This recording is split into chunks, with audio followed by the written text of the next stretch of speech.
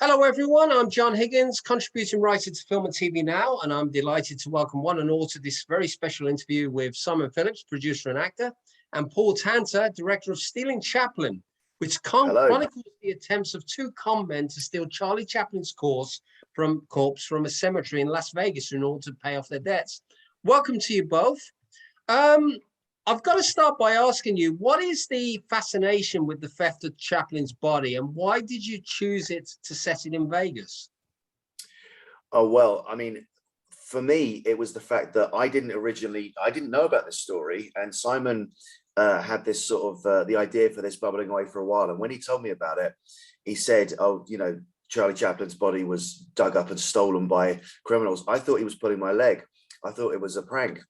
And then I researched it, and by researched, I mean Googled it, and found it is actually true, and it did happen in the 70s. And yeah, and the details are slightly different, but it sounds like such a unbelievable, fantastical story. It's that kind of thing that you think would be an urban myth, but it's actually true. And we just thought this lends itself quite, so perfectly to a slightly sort of farcical tale, but a dark one, because obviously the thing was being stolen as a body. So we thought, yeah, there's a comedy in this, there's a dark comedy in this, and we want to be the ones to do it. So we thought, right, we'd like to do it in the modern day because we're not making a documentary, we're making something for entertainment. So we wanted to contemporize it. And the reason we set it in Vegas is we thought, what city on earth encompasses schemes and scams and get rich quick and that kind of thing? And that, for us, that was Vegas. And that kind of sums up the credos of the two brothers who are the leads of Stealing Chaplin, who stole Chaplin's body. Okay, so let's talk a little bit about the mix. I mean, it's a culture clashing gangster war, which from what I gather, I mean, obviously it's that classic thing of British people being in America. And I just wanted to know, following from the first question, I mean, what was the start off point for the script? I mean, how did you develop it from a first idea to the final draft? Oh, well, I mean, that was with Simon. Simon had the idea initially and the sort of the basis of the story, and knows Doug, who plays Terry, who's also a writer. And so we got Doug in to work on the script, and it sort of took it from there, really.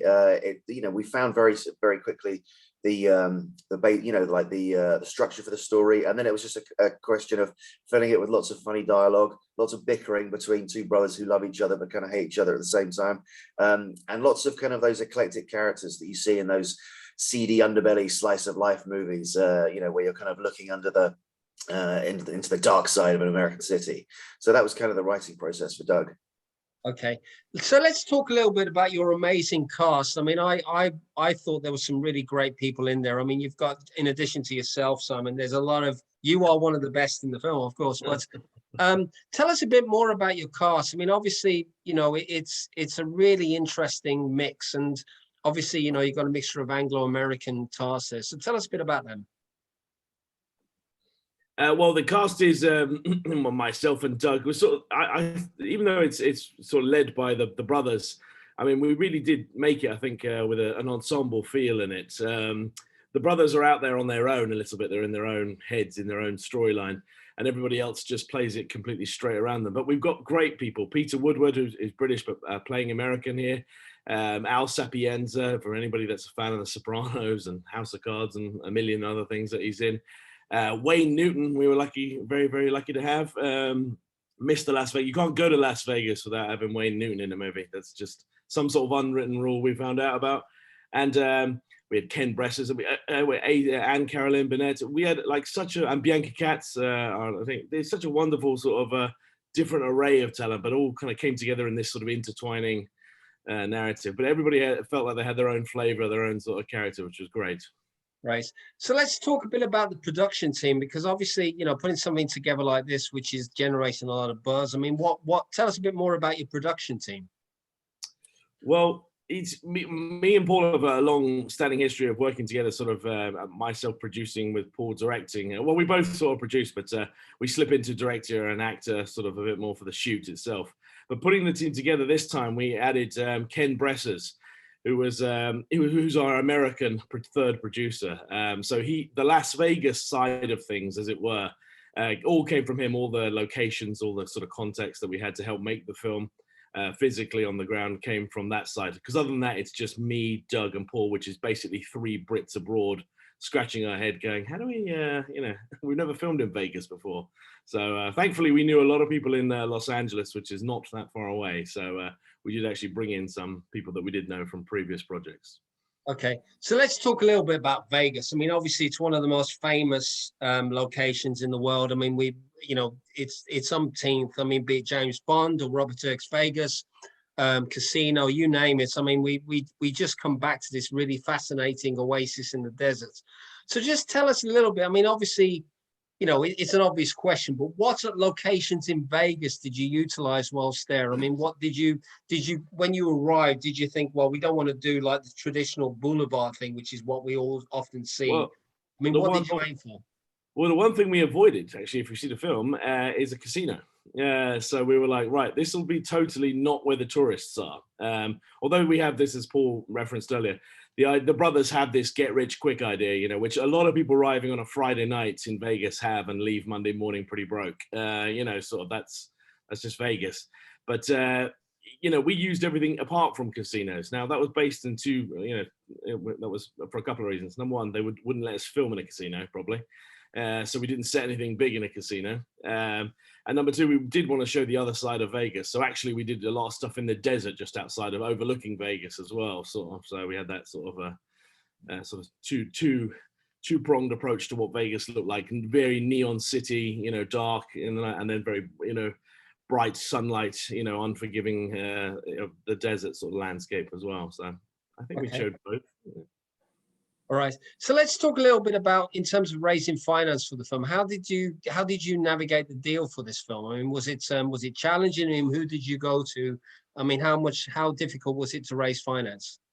Honestly, I'm supposed to say that it's very difficult to raise money for movies, but honestly, this one, we just came. We had the script. We had me and Doug. We had Paul. We had sort of the trio already. It was honestly, I shouldn't say this, but it was really, really, really easy on this one. So I know you're not supposed to say that, but it was actually really easy. It was about 2 phone calls, and the producer read the script, Ken Bressers, and he was like, "We're gonna make this, right?" And I was like, "Yeah." And he goes, "Can we make this like now?" I was like, "We like next month we can make this." Yeah, like we need about a month to get going, but yeah. And he was like, "Let's do it." And I was like, "All right," and that was it. Okay. And that was as long and as complicated as it was, literally. Okay. So question for you both. I mean, obviously, what are your key cinematic influences? Obviously there's a sense that we've got a lot of, classic gangster influences in this movie and stuff. I mean, but aside from that, who would you say are the biggest influences on you as creatives and filmmakers? This for both of you. Well, in terms of the film, yeah, myself and Corey Warner, who's the director of photography, we did look at mood boards and other movies set in Vegas and crime movies and that kind of thing to try and get a certain look for it. I felt like when we were filming that there was a certain influence of a bit of Tarantino, but it sometimes can be a bit sort of lazy to use that. The thing I always used to the actors as reference was Elmore Leonard novels. So if you've ever seen Out of Sight or Jackie Brown or that kind of thing, that's the kind of thing I was going for. I was completely unconsciously, I was humming the tunes from a lot of those films when we were filming. And then when we did the soundtrack, I very deliberately was going for a lot of that sort of, 50s surf and sort of feel, kind of that California coast kind of feel. In terms of actual, as a filmmaker, influences, I think you kind of try and you draw a bit from all of your favorites, really. I was very obviously, as many people in my generation are, influenced by Tarantino. As a Brit, I'm a huge Guy Ritchie fan. He was sort of seeing Lock, Stock and Two Smoking Barrels was a very formative thing for me, that made me want to get into filmmaking. And I think anyone who's ever made a crime or gangster movie has to sort of tip their hat to Scorsese and appreciate the craft that he puts into his movies. So those would be my sort of main ones. But there's a plethora there, but they would probably be my my headlines. Okay. And what about you, Simon? What are your influences? I mean, for me, in terms of, for this movie, I'm always thinking, I always see these things as like a buddy cop movie. And I know we're not cops, we're siblings. But to me, it's all about the relationship between the two guys, it's a road trip movie. And I realize we're not on the road, but we are 2 Brits displaced. So I like the fact that we're narratively on our own, you know, sort of we're in our own conversation, we're in our own heads, and then all these sort of chaos happens around us. So to me, it's I sort of I leave all that visual stuff and all that stuff to Paul and to the DOP. I don't try to think about what the film will look like. Try to sort of come at it the other way of go, well, what will it feel like, you know? And it's like a lot of the film is you know, planes, trains, and automobiles. It's two bickering adults, basically. Sort of that's the way I come at it, which is a bit different, I'm afraid. And not a great answer to that question. I'm sorry. A description I would often use with the American actors when describing the film would be, because everyone knows who Nick Frost and Simon Pegg are. I would say, imagine if you took a couple of Nick Frost and Simon Pegg characters and dropped them into a Elmore Leonard novel or a Tarantino movie or something like that. That's kind of what we're trying to do with this, and people kind of got that reference. Okay, so obviously, this is a question for you, Simon. You're obviously combining your talents in acting and producing. I mean, when you look at what your key strengths are in terms of producing, I mean, what would you say are your key strengths? Thank God you're not asking Paul Tanter this question. He's always complaining I don't give him enough time or money. Yeah, well, come on, Simon. What are your strengths? Well, Simon works well as a team member whilst also taking on individual responsibilities. My greatest strength is limiting the amount of time and budget that Paul Tanter takes up on a shoot. No, it's all about. Do you know what we were talking about this the other day? You know, what's a producer's job? And they said, well, it's to put everything together, to get the location, you know, put everything together. You know, talent, directors, behind the scenes, in front of the camera, and then sell it all on. Really, what it is about is like taking whatever money you have, whatever budget you have, and spending it appropriately. We often talk about, myself and Paul have seen other people make shoots, and they have a low budget, but then they spend all this money on like honey wagons and trailers for stars, and a lot of stuff that would be arguably like behind the scenes that like there's no value for it on screen. And they're like, people are like, well, it's logistics. That's how you make a movie. And you're like, it is, of course. And if you had the budget, you would have it. But we've always been of the ethos that, you know, we want an ensemble, we want a team effort. Like there's not, Paul doesn't act like a dictator on the set, and you know, and I don't act like a big producer. If I need to go out and buy lunch for the crew, I'll go out and buy lunch for the crew. It's sort of, we try and, you know, there's no job sort of beneath us, and hopefully we attract people to go, oh, if these guys need help, I'm not going to complain that I don't have a trailer, or I am going to be helpful in, I don't know, doing something that we need to at the time. And with that, you know, we spend the budget all on screen. And that's, I think, what makes a good producer, is that if he doesn't have much money, he spends it wisely and appropriately. I wouldn't be spending, you know, if I had a $200,000 budget, I wouldn't be spending $100,000 of it on one big actor, because it sort of lopsides the production, you know, sort of, and you can't, you seem to struggle then to get an actual movie made. So the Stealing Chaplin I'm very proud of, because I think everybody worked formidably, and the movie comes together just exactly as it's supposed to. If we had $1 million more, it would look the same. We just have all had trailers, and Paul Tanter would have shot it all in 4 weeks rather than 2. Okay. So let's talk, this question for you both. I mean, do you both have a dream project in mind that you'd love to make? One without Paul Tanter. A dream project. Well, there's, you know, the thing is, often the stuff that we're doing is our next dream project. So, you know, like we're big sci-fi fans, and when we were in LA and we came across a spaceship set, we went, right, we want to do a sci-fi movie set on a spaceship, and we wrote one, and we were back there in 5 weeks doing it. Once I found out about this story for Stealing Chaplin, I became very enthused for it and passionate for it, and it became, you know, for the course of when we were working on it over a sort of course of 6 months of shooting and then post-production, that was our dream project. But I suppose in terms of future stuff, I'm very excited about the next thing that we're planning on doing, which is a continuation or a follow-on from Stealing Chaplin, which is, it'll probably give away the gist of the film when I tell you the title, which is Stealing Elvis. So you can see where the brother's going to go with that.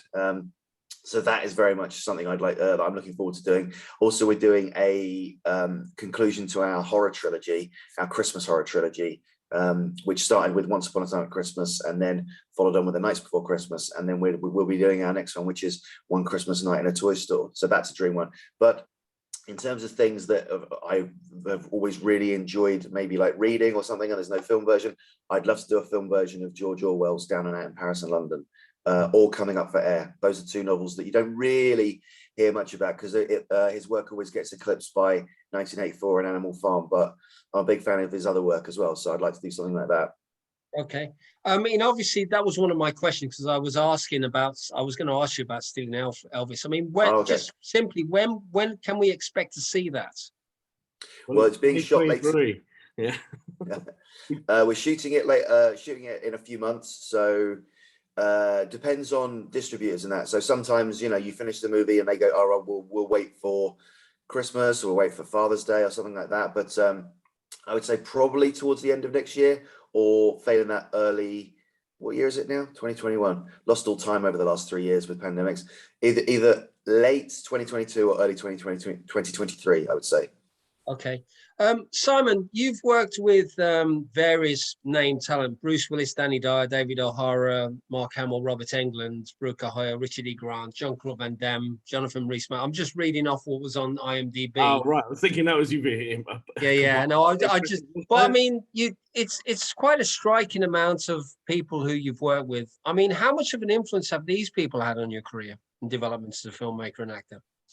I mean, yeah, there was I don't know, there was a lot of influences on me. Like, I mean, I loved David O'Hara. David O'Hara was one of my favorite actors, from Braveheart. I don't know if you remember him. He was the crazy Irishman, Michael, in Braveheart. Oh, I remember. Yeah, very well. He was the one. Isn't he the one who said, "Change the effing question"? Was that what the one he said? Yeah. That's all right. I remember. Yeah. Yeah.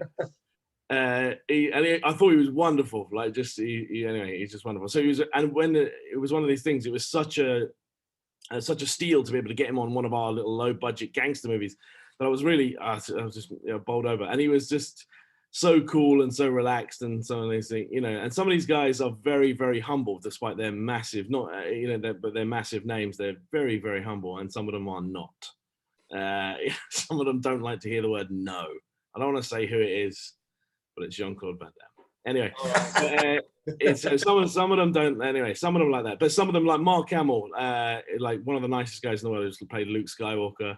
Wayne Newton from Stealing, one of the biggest names definitely in America. You tell anybody you did a movie with Wayne Newton, he's like God over here. I mean, he doesn't necessarily translate. Me and Paul were talking about this. He's definitely got not that same level of fame in the UK, but in America, like, everybody knows who Wayne Newton is. You say that, and he's the nicest guy in the world. Like, he's just the nicest guy. But they don't.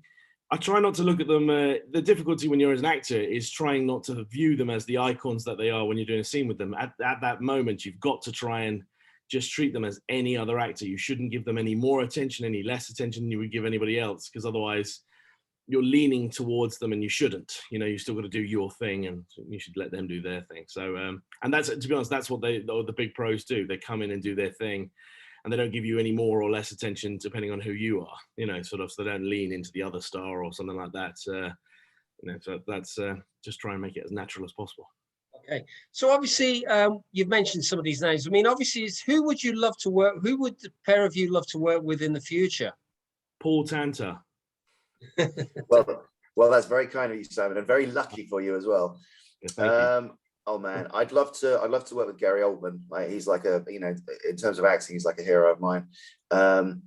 Natalie Portman, I think she's a phenomenal actress. Oh man, there's loads of people who's like on a dream list, but in all honesty, at our budget level, that we probably won't ever get to work with. So I'd love to direct Denzel Washington, but I'd probably be needing to work on a significantly bigger, like studio film or something like that. But yeah, we're quite lucky that we look at character actors and things. That was how we worked with David O'Hara. Having watched Braveheart and then also The Departed, and going, oh man, he's really good, and and he's not he's not like a well-known name. But and then because of that, they're quite achievable to hire and work with. But yeah, I suppose like dream stuff. I think I'd love to work with Gary Oldman. That would be like the pinnacle for me. Yeah. Okay. So obviously, two final questions before we finish. I mean, any advice for young filmmakers wishing to produce their first film? This question for you, both of you.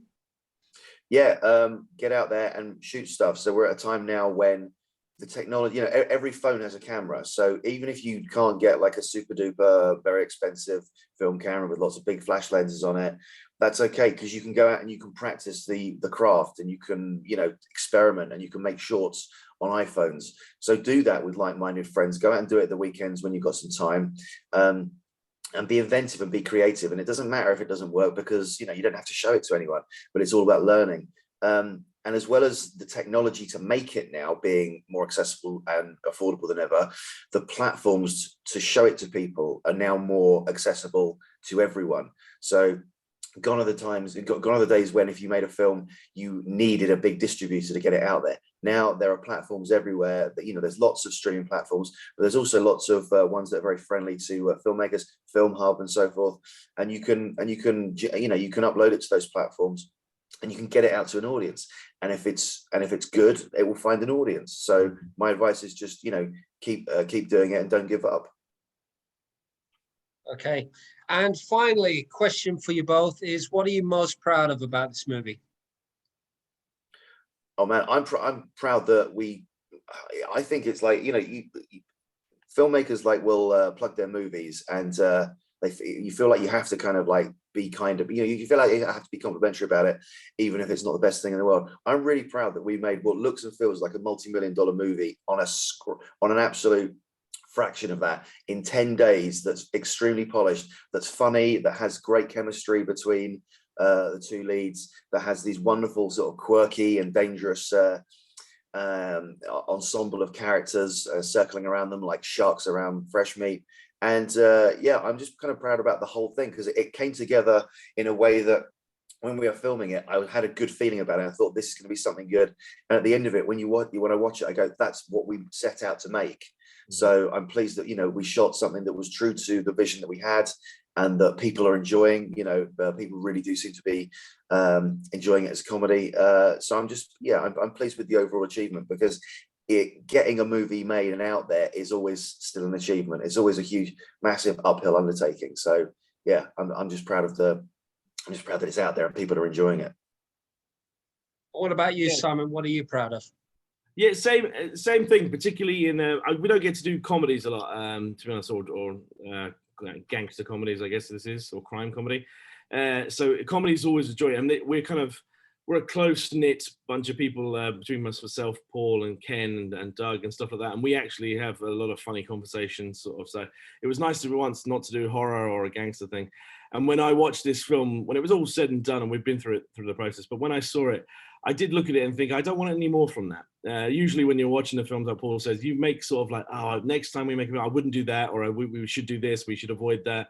And with this one, as Paul said, we kind of set out to make exactly that movie, and that's kind of what we got. And because everything kind of wonderfully clicked together, and that doesn't happen all the time. Me and Paul have made movies that we've had to sort of try and improve on in post, or try and make some sort of thing, and that's part of being a filmmaker. But on this one, it was a luxurious process of like, yeah, I don't want any more from that.